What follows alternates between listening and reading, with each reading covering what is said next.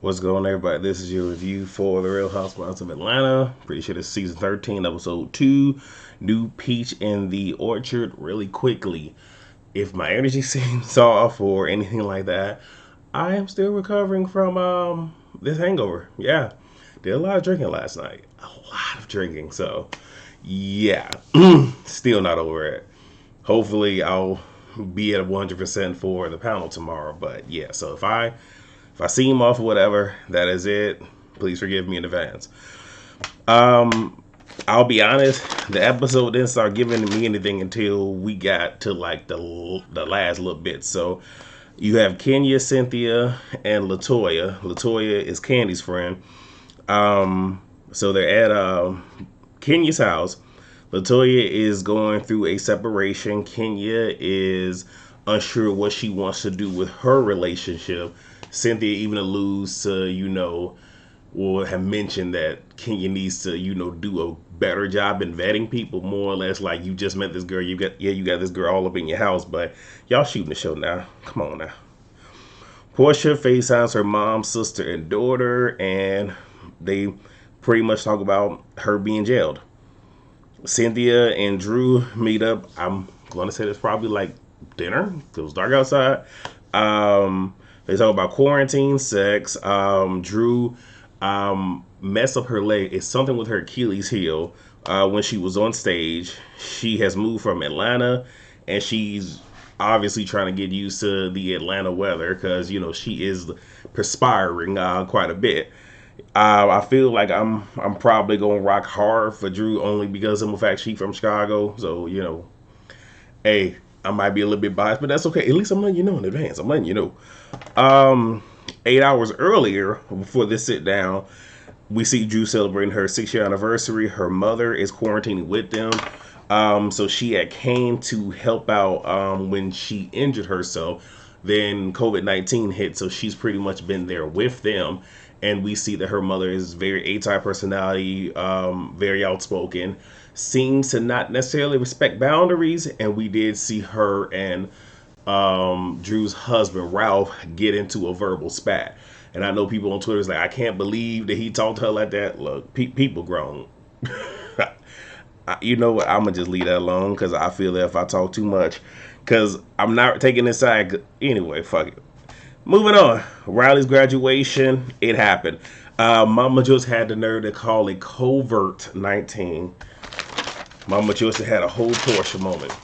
Speaking of Portia, Portia's back home. She's making up time with her child, making up time at work. We see baby PJ throwing a tantrum on the floor. Oh, okay. All right. Hey, if she like it, I love it. And Portia mentions that quarantining has been difficult with her and Dennis because the little things, like things that wouldn't have annoyed her in the past because they're on lockdown and they're together all the time. Yeah, little things turn into big things, but we haven't seen Dennis outside of them going to Kentucky. So I don't know. Again, I'm not really that invested in her love life because it seemed like it's just the same ish, different day. So we have Cindy at her house with Latoya, Kenya, Marlo, and Drew. Latoya is being shady, asking Cindy if her plants are real. Even made a comment about liking cold meatballs, which this has me looking at Latoya to look sideways. Like, are you being extra? Like, is this really your personality, or were you being extra because you were trying to solidify your spot on the show? I don't know. They talk about sugar daddies, all that good jazz. Latoya and Kenya have a bit of a masochistic moment. Kenya says in her confessional, because Drew wasn't there, but now Drew comes in, and with her husband Ralph, and Kenya saying that she's not impressed with Drew. Where did Cynthia get Drew from? Did she get her from the pound? So I'm wondering if Drew and Kenya gets into it later on in the season, because we know that confessionals obviously are shot after the fact.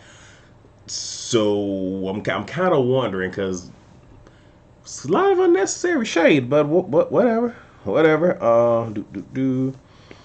Latoya says that she's mad at Drew, and we're trying to figure out like what the hell was that. So she's mad at Drew because of the role or how she played herself in the game, the TV show, splitting up the household, all that good jazz, whatever, whatever.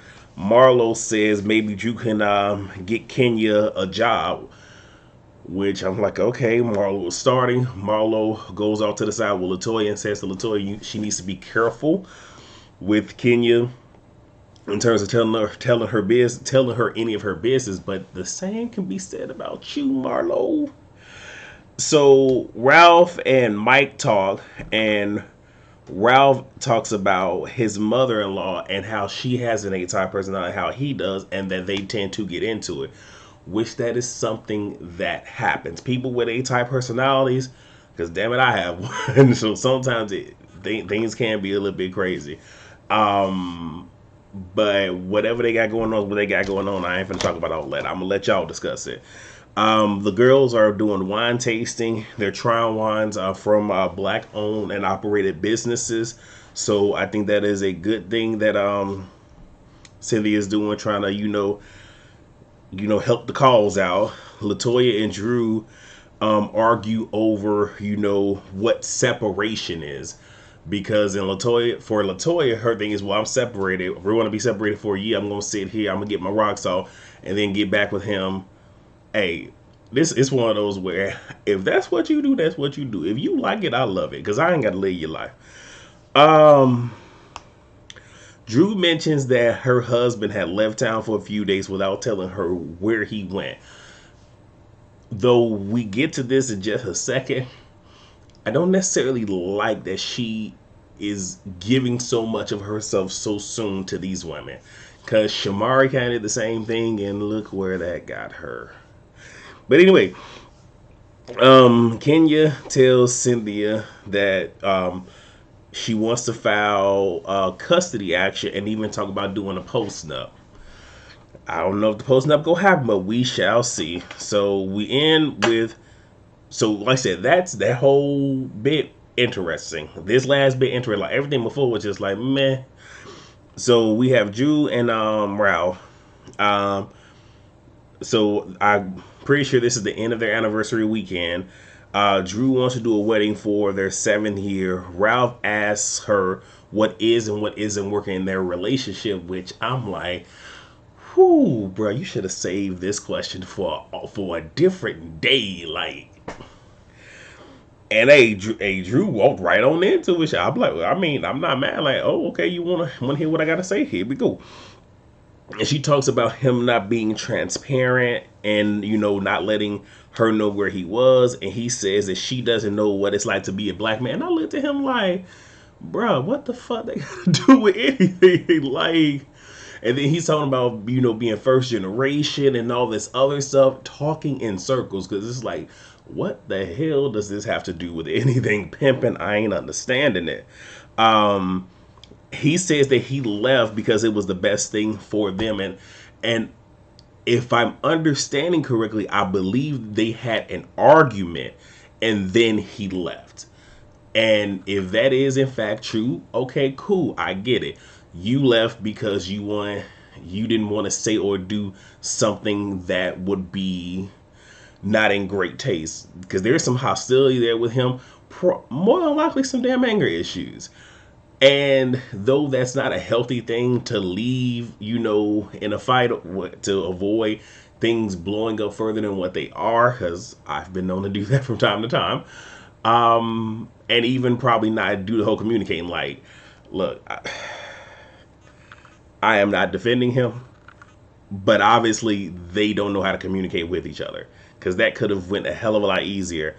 She's asking, where did you go? Where did you go? He's like, how is that going to help you? Then he eventually says the ocean. She's like, okay, so where the hell did you go? Because he said a beach, then he said to an ocean, which ruled out Georgia. Then he finally said, and I'm sorry, she says that, you wasn't always accessible. He's like, oh no, I was always accessible when I was gone. Okay. And he finally admits to being in Tampa. And he is further doubling down. So how does that help you? How does that benefit you? What does that help? Being very, very defensive. Both of them are just being aggressive, passive aggressive, petty, shady, the whole damn gambit. And she mentions that he has cameras in the house and was watching her from where he was. I don't know if she didn't know that they had cameras or if she just had. Again, that was a little bit weird to me, but he is into IT, and her thing is, so I don't know where you are, but you know where I'm at and what I'm doing. She keep asking him if he was watching them from wherever he was at. He continues to say no. She believes that he is lying. Even said there was a picture that he took from the recording, but it's thus been deleted. And she gets up and she goes in with her mother and starts to cry to her mother. So I mean that's pretty much the episode. Like it was decent to watch. It's just a lot didn't end up happening till the very end. So that is all I got. Please rate, comment, subscribe, and share. And I will see you guys for Potomac because I actually have it on pause. So I'm about to get over there because this better be good. Better be good. All right, y'all. Peace.